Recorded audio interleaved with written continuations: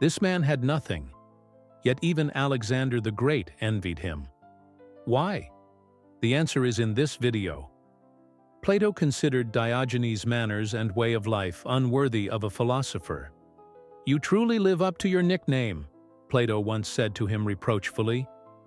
"By the gods, this time you're right, Plato," Diogenes replied, baring his teeth in a grin. "But at least I've sunk my teeth into philosophy." Diogenes of Sinope, also known as the Cynic, was a thinker and a prominent figure in ancient Greece.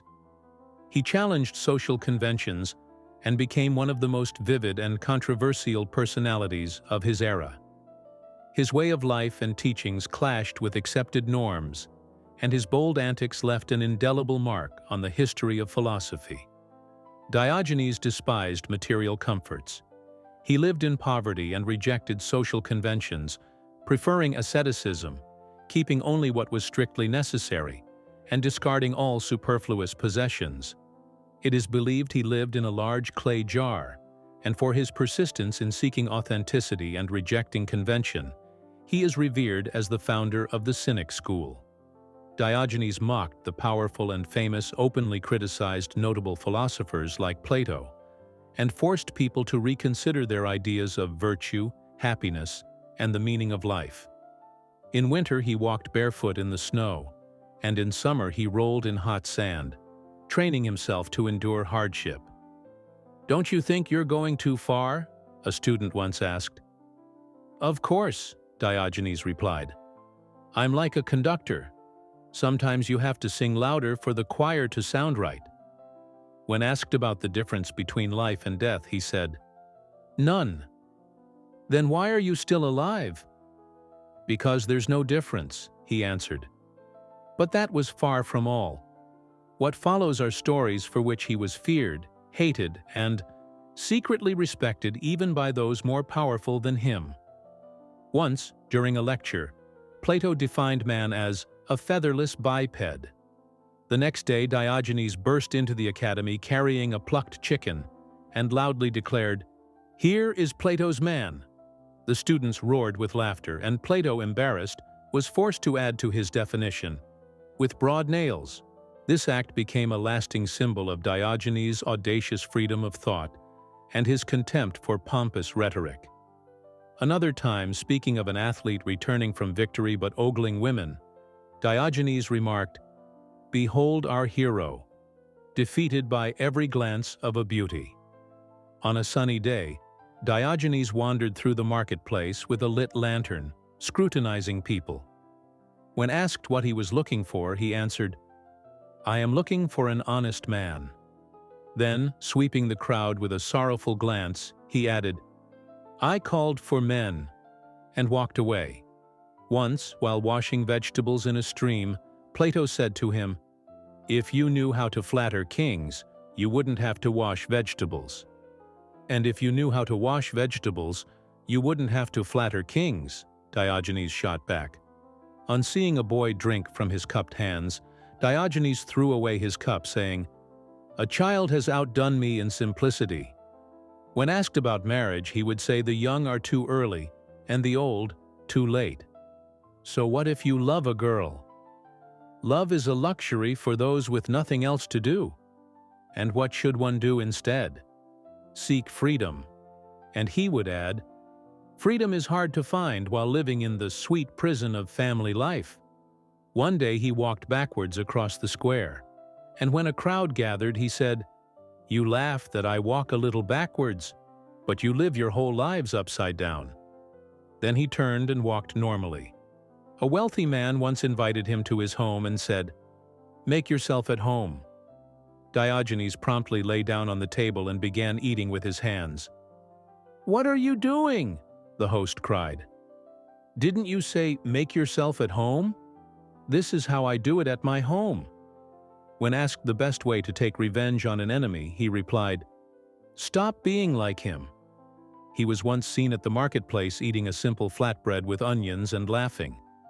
"Why are you laughing?" someone asked. "Because people sell their freedom for meat and fish, and I buy it back with onions." One day he was asked, "What is the hardest thing in life?" "To know yourself," he replied. And the second hardest, not to be afraid of what you find. When a young man told him, "Master, I'm ashamed that people condemn me," Diogenes pointed to a dog. "See her? She doesn't blush even when chased with a stick. Be as free as she is." When reproached for laughing at people too often, he said, "I do not laugh at people. I laugh at what people call themselves." One day, seeing a man praying before a golden statue, Diogenes hurled a stone at it and said, "Can't you see it's as silent to me as it is to you?" and walked on, laughing. When a rich man proudly showed him his luxurious house and said, "There's nothing bad here," Diogenes spat on the floor and said, "Sorry, but I couldn't find a better place to spit."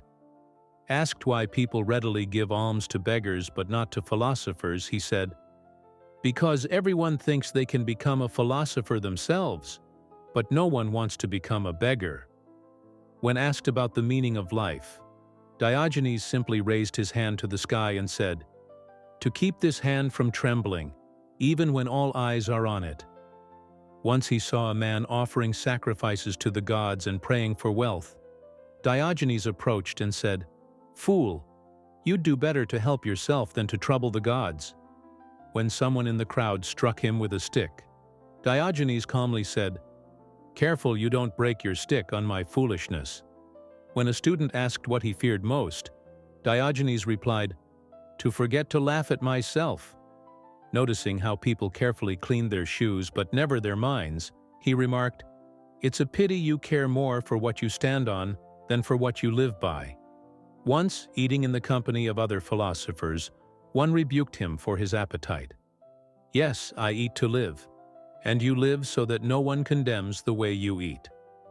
And then came the moment after which the whole world remembered Diogenes.